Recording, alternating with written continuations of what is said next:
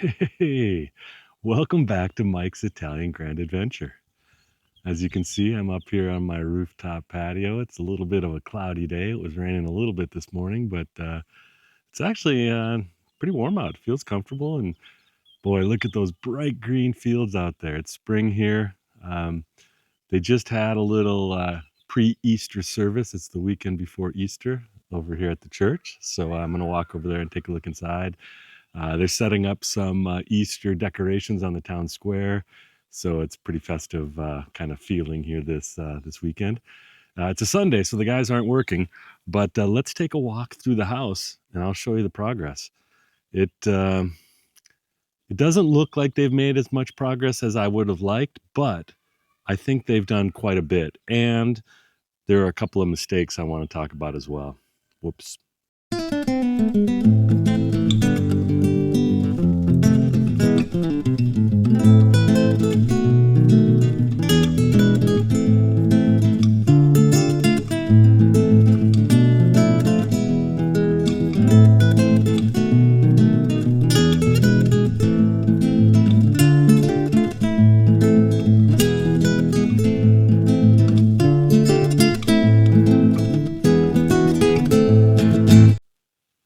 All right, welcome back. Before I show you the rest of the house, I just came down from the ladder, so I'm here in the attic, and I've had some ideas about what to do. I'll just mention real briefly, I want to talk about exchange rates real quick after that. But these windows, they just have this like fiberglass material just hanging on the outside. So there's no glass. This is like an old piece of glass that was probably broken. But I think what I'm going to do is just take some scrap boards from some of the furniture that we're getting rid of, and I'm just going to paint them black and screw them to the inside of these window frames, because this isn't conditioned space, so it doesn't need to be insulated glass. But from the outside, it'll look nice. You'll see the frames of the windows again. It'll look black, like there's no light, or maybe a different color, but for sure something kind of subtle. So I think that's going to be a nice little easy fix up here. Something I can do. I'll buy some paint and a roller and get the screw gun and fix that up. So that's one of the things I want to do here in the attic that I can do while I'm around here. So, but while we're up here, before I start showing you the house, I wanted to talk a little bit about exchange rates. So as you guys probably know, there's a bunch of craziness going on, at least at the time of this recording, back in the United States. So consequently, because of this trade war, the exchange rates have dropped, just dumped, like overnight.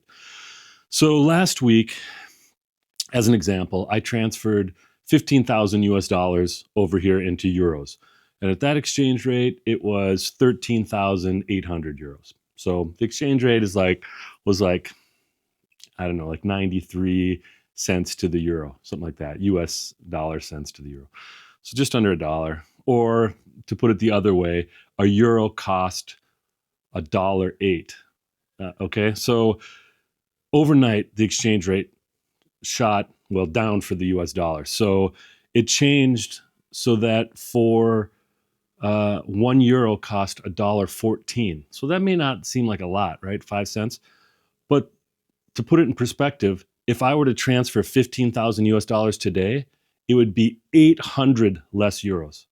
800 euros just disappearing into the ether because of the craziness going over there. So obviously, boo-hoo for me. I'm working on an Italian house over here that I'm remodeling. But, obviously, people have lost their retirements and all this stuff. So there's a lot of people that are suffering more than me. But I just wanted to give that perspective. When you're transferring dollars to euros, the exchange rate does make a big deal. So like I said in one of my previous videos about buying the house, when I bought last year, the exchange rate was super stable. So it was just barely fluctuating, like half of a cent, or, barely anything. It was really solid.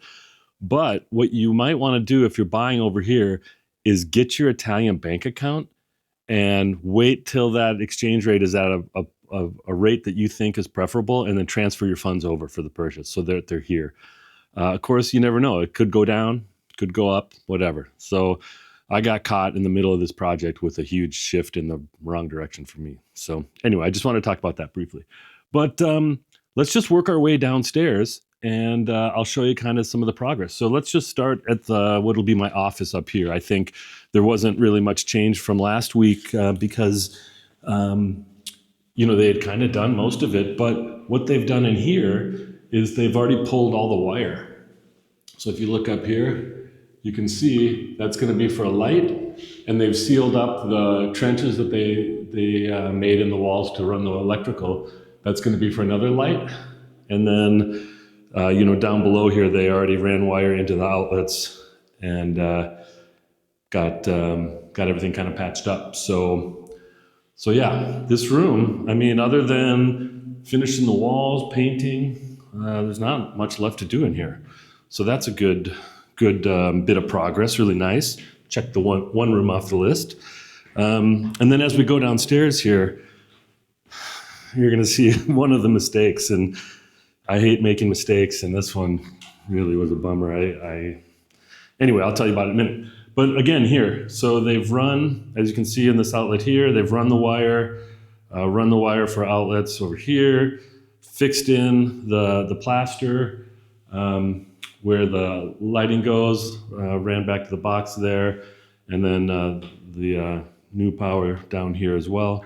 So back into this room, same thing, already run the power to the outlets that they put in. These are all new outlets. Not a lot going on in here other than running that electricity and putting in new power. Here's where the mistake happened. And I don't know who to blame. I mean, I obviously I blame myself, but because I'm here and I should have caught it. But so this is the wall that new kitchen's going on. So if you could see, here I'll point out a little bit the outlets. So the kitchen sits on this wall. It's 255 centimeters. That's like 100 inches, about 8.5 feet, as I mentioned in a previous video. But because this corner is 66 degrees, you couldn't push the kitchen all the way against that wall because there's a fridge here. And when the door opened, it would hit the wall. So I had to measure out 120 inches and see how far that brought it out from the corner. And if you remember this from the previous video, it was right in this area. It was like 60 inches. All right. So it's like, whatever, a couple feet. So I had to come out from that corner 60 inches. So when I designed this with the woman online, I told her that I'd measured this angle, we got it all figured out. And she says, okay, the measurements for all these boxes will be from the corner. They will be from this corner. But the kitchen doesn't start for 60 inches in. So when we came over here, I started measuring. If you can see on this wall, there's a mark for an outlet, and it's got an X on it. And then up here, it was the same. There was a measurement here and an X. And I swear to God, I told Dodrick that the measurements are from the corner. But what we ended up doing is the measurements they gave us added 60 centimeters on. So all the outlets and everything for the kitchen were shifted 60 centimeters. So 60 centimeters is like 23 inches, so almost 2 feet. So yeah. There's a couple things I'd like to say that would violate YouTube policies, so I won't be saying them. But, and they had already kind of finished the walls. They'd mudded them in and everything. So to Dodrick's credit, he's the one who brought this to my attention. I didn't notice it. So I got here one day this week and he's like, Mike, there's a problem. We have a problem.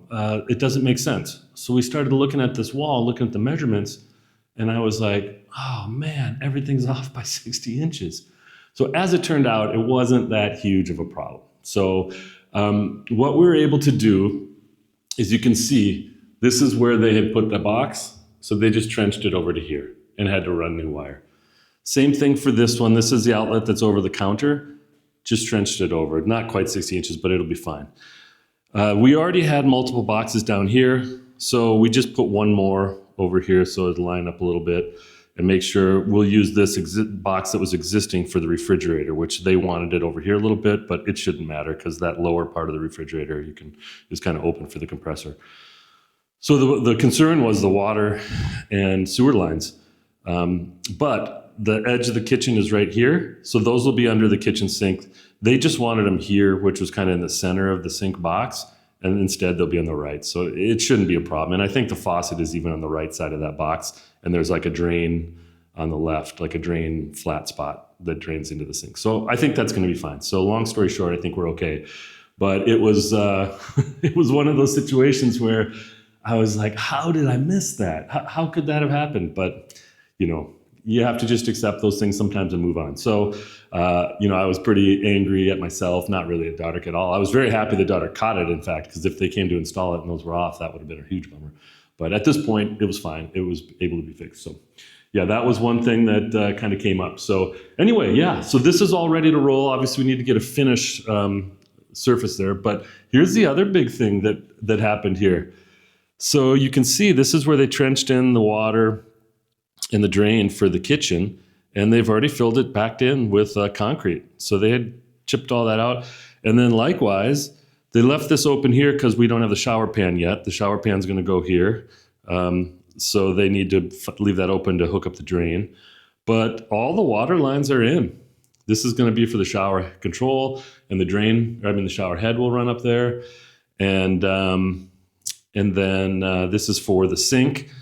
And for those of you that were concerned about me putting a urinal in, that's in the downstairs bathroom actually, but I ended up deciding not to do it. I'll explain it when I get down there. But this is for the bidet here, and for the toilet, again, they need to know where the toilet's going to be for the drain and hook all that up. And then this is for the laundry. So there'll be like a washing machine here. So yeah, the kitchen, the bathroom here, and the electrical is pretty much in as well, because there's the electrical for the light coming up, and the switch, and then the switch for inside here. And then they're going to move the water heater out here. So all that stuff's ready to roll. So that's kind of it for the second floor apartment. So a lot of what they've been working on is the electrical. It's turning out to be a little bit more difficult. Oh, there's one other big thing actually that came up. So I wanted to put 2 mini splits, one on each floor. And to me, the very logical place is to put it in this middle room. So that's for heating and air conditioning. Supplemental heat, we're going to get the boiler working as well. But I got over here one day and Dodrick's like, okay, you want to put heat in, right? And I said, yeah. He's like, okay. I want to put it on this wall right here and then drill through and then run like this, plastic chase on the outside up the side of the building. And I'm like, no, what are you talking about? A, it's going to look like crap. B, the city's not going to let you do it. You can't change the front of a historic building. So I don't know what he was thinking there, but I was like, no, it needs to be on this back wall right here. And then we'll have one condensing unit and the two units in the units. So we just need to find a place to put that. And there's actually a great place on the back of the house where we can put that. So right outside this window here is a spot where that can go. So let me just see, it's kind of hard to reach. This is why I was talking about replacing these windows, because it's not very usable. But you can see out here is an unfinished wall, and that's where we can put that condenser unit. And then we'll only have to run the lines from on the other side of this wall into here. So this is where one of the problems came in. So Dodrick, we were downstairs talking about it, and he's like, no, this wall is really thin up here. So you can see it through this box here. You can see that it goes through. There's my hand on the other side. But here you can even see, even probably a little better, how narrow this wall is. So as far as trenching those lines for the air conditioning unit and the heater unit, you can't. They need to have coolant lines that are this big with insulation on them and electrical. And so Dodrick said, what if we run that plastic? It's like 4 centimeters. So like 2 inches by 2 inches, let's say. It's really like 1 3/4 or so. But let's say 2 inches tall by 2 inches wide. And we'll just run it out of the back of the air conditioner, along this wall over the door, and then over this wall, and out the back wall here to the condensing unit. And obviously I'd like to not put anything on the surface if I don't have to. But I'm like, we're retrofitting an old house with air conditioning and heat. We're not going to be able to put everything in the walls. And I thought, it's going to be literally about 5 feet of that chase through here. It's in the hallway. It's like above the doors where you're not going to see it unless you're in here looking. Honestly, I'm totally okay with that. Let's just do it. Let's do it on both floors. The wall downstairs between the living room and the hallway is a little thicker, but I'm like, you know what? It's just going to make it so much easier. So let's just do it. It's going to be a lot less expensive as well. So that's one thing that came up this week, and I was like, okay, I'm 100% okay with that decision. The other thing that I was thinking about this morning, is that the internet's going to be coming out on the roof. It's like a radio, like a over-the-air internet. So there's going to be a router up there. And there's no way it's going to go through these concrete floors and brick walls and everything. So I told Dodrick I wanted a data cable on each floor, which is perfect because we can run it down and run it in that same chase, and I can put an access point in the living room of each of these floors. That should cover each floor really nicely. And probably one downstairs as well, put 3 access points. So that's a great solution. So that makes it easy. All right, so that's kind of this floor. Not much going on. I mean, a lot going on, but that's it there. So now this is the other mistake on this floor. You're not going to believe this one. And I almost caught it. So anyway, this is the kitchen now on my apartment level floor. And remember the big question mark on the wall here because I hadn't designed my IKEA kitchen? Well, I've designed it now. I had a conference with them on Thursday, a video conference. I went to IKEA on Wednesday and looked at all the materials and picked out like the hand pulls and the drawer fronts and everything I wanted. So yeah, we got it and they sent me a quote. And if you recall, I was thinking about having IKEA assemble my kitchen. Yeah, not anymore. It's 700 euros just to have them assemble it. So I'm like, you know what? I'll do that. I've got time. I'll do it here. So anyway, we've got now the layout of the kitchen, the cabinet sizes, what's going in. And so now daughter can put the electric and the water and everything in this kitchen and get it ready to roll. So again, and that IKEA kitchen is not that far out. She said it was like 5 weeks if I wanted them to install it. And the choke point there was getting an installer here. So if I'm going to install it myself, we could probably get it sooner, which is good because then I can wait a little bit because the exchange rate's so terrible right now. And hopefully the exchange rate drops down so I can buy that IKEA kitchen and not spend so much. It's going to be about maybe 3,000 euros, I think, once I adjust a few things and remove the assembly. Delivery, by the way, is 59 euros, so not too bad. But the kitchen plan, I'll throw it up on the screen here a little bit, but first of all, just kind of show you, it's going to be a refrigerator on this wall here. Refrigerator, column, and then a cooktop and a vent. And one of the nice things about the vent is, those charcoal filters, they don't work really well, but there's a chimney around the corner in this wall right here. That's a solid chimney. So we can trench into there, the ductwork around to here where that hood vent is going to be over the cooktop. So cooktop here, and then a little bit of space, kitchen sink over here, dishwasher next to that, and then another column with the oven and a tall column. So real symmetrical. It's going to look really nice. And again, as I mentioned, we decided we couldn't keep that sink. And I'm glad we didn't. It's going to look so much better without that sink here. We were going to have to rip out these tiles to the hot water, down to a hot water heater. So we're going to have to do that anyway. And at that point, I was just like, let's take it out so we can redo everything in here nicely. So yeah, I recorded the video session that we did with planning the kitchen. So I might do a whole nother episode on the IKEA kitchen. So you guys can take a look at that. But you'll see they did run the wire here for the light switch up here. I wanted to switch here because there was only one over by the door over here before. And obviously I'm going to be coming in from the living room quite a bit to the kitchen. So I wanted to switch there. In here, they've cleaned up a bunch of the trenches. They got this outlet in over here, which they hadn't had before, behind the door, because there is actually a chimney in this wall as well. So that was really hard to get through. You can kind of see the seam here where they plaster over the chimney, really solid. And Dodrick didn't want to trench through that chimney if it's too thin. So this one here, if you've noticed on the upstairs floor, they trenched in all the way around here, up and over the door, and all the way over and back down to here. So Dodrick said, this is over the entranceway. So Dodrick said, actually, I'd rather like to drill a hole all the way down into the entryway because the new panel is going to be in the garage, which is right over here. Then you can go through the wall into the garage. So I was like, wait a second, where's that going to come in? I want to expose those bricks in the ceiling in the entranceway. So I don't want the power to come down through the middle of those bricks. So he's like, oh man, I didn't know. Okay, let's go check that out. So we went down there, took some measurements, and he's like, I think we can do it. I think I can drill down at an angle and come out low enough so that it's not a problem.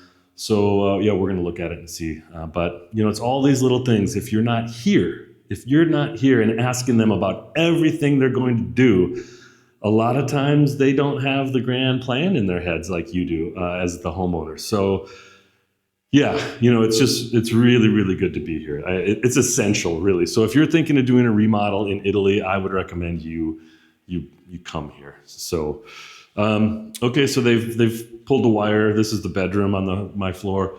There was a big hole here where the water line was in that bathroom. So when they took that out, the wall kind of collapsed. So they repoured that wall. Again, not much going on in here, but in the bathroom, there is quite a bit of stuff going on. So let's go take a look at that. They got a little brace up there holding the door up. But back over here, and this is what we're going to talk about last, another mistake. But you can see, again, they've cemented in the drains. So this is going to be where the drain for my shower pan will be. It's going to be a nice big shower here. And then the bidet, not a urinal, the toilet, and the sink will be over here with the mirror, and then a light above it with a separate switch for the light, and then light in the ceiling. You'll see they trenched that in after I told them where I'd like that. So that's really good. So the urinal. There was at least one comment, one who was like, that's disgusting. Why would you want to put in a urinal? Which is really funny because, not to be too gross, but when a guy stands and pees in a toilet, it splashes everywhere. That's what's disgusting. A urinal, that doesn't happen. So I wanted to put one in, but I just couldn't really find one. Actually, it was really hard to find what you needed. They weren't clear online. Do you need a valve? Does it go in the wall? These ones that come without a valve, do they need electricity? Is it a motion detected sensor? How does the drain work? All this stuff. And it ended up being really, confusing and difficult to figure out. In the United States, I probably could have figured it out. In fact, my house, I put one in. It was easy.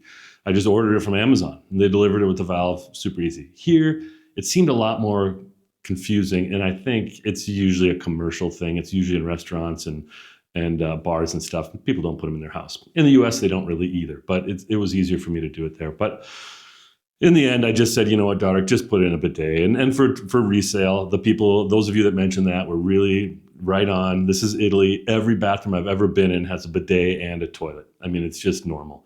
I was thinking urinal, then get a toilet with a built-in bidet, like a Japanese toilet. But that's quite expensive as well.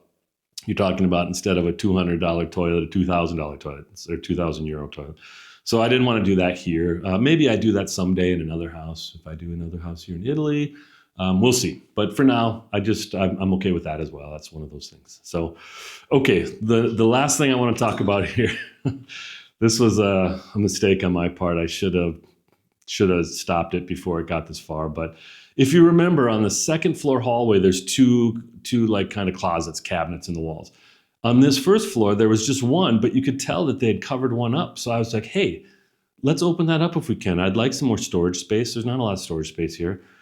So last week, daughter punched a hole through the wall, and you could look in there, and it was like kind of full of rubble and debris, and it looked like it was partly an old chimney. And I was thinking about it. I'm like, you know what? I don't need it that much. I'm just going to tell them to seal that up and forget about it. We'll just leave it as is.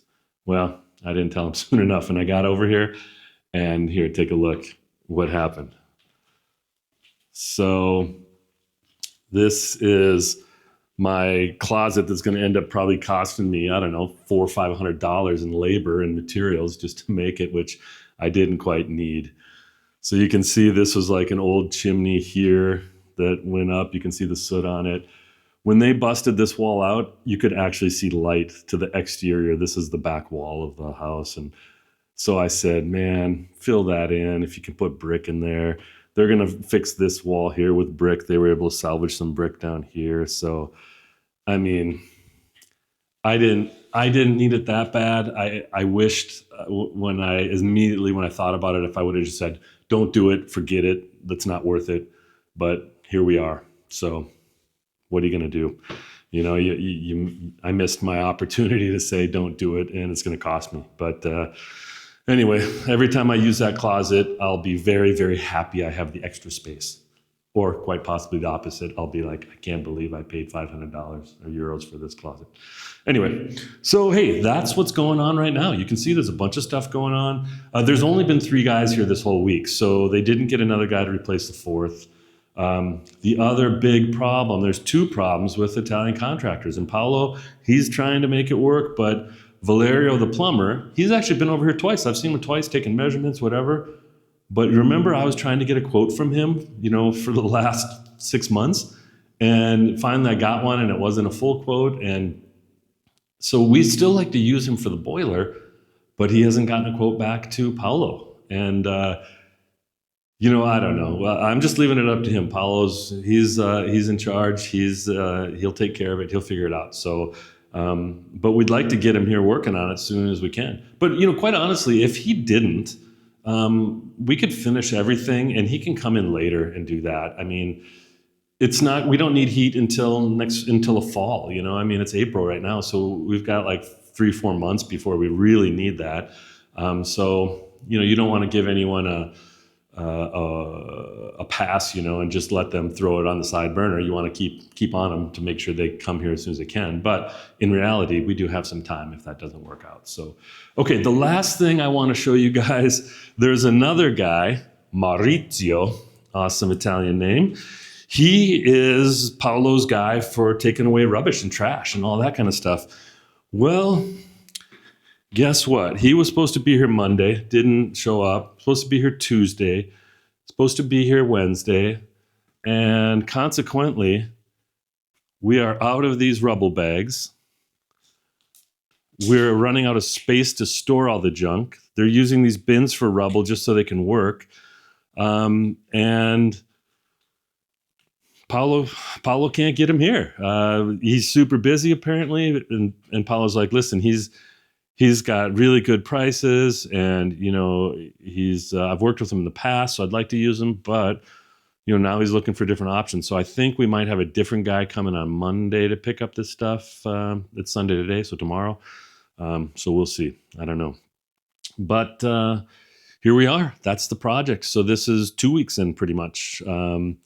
I think a little less than 2 weeks. So you can see a lot's been done. So it's looking good. I'm excited about it.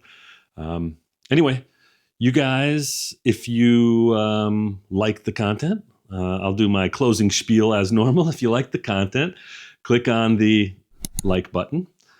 Give me a little thumbs up action. And if you haven't subscribed, please do subscribe and click the bell to get notifications when I upload new content. So I've been doing every Friday so far. I haven't had a problem with that. So there's plenty of content here and things are happening. So just keeping you up to date. And if you guys have any questions or comments, please share them with me. I love those. I've been responding to all those. And I think people enjoy that kind of interactive stuff. So please do that. If you're interested in joining my channel, you can be the first. I'll mention your name online. I'll give you a shout out on the video. I'll thank you so much. But please take a look at that. Click on the join button on my channel and see if that's something that interests you. And then, I think that's about it for now. So come on back and check the progress next week. Thanks a lot.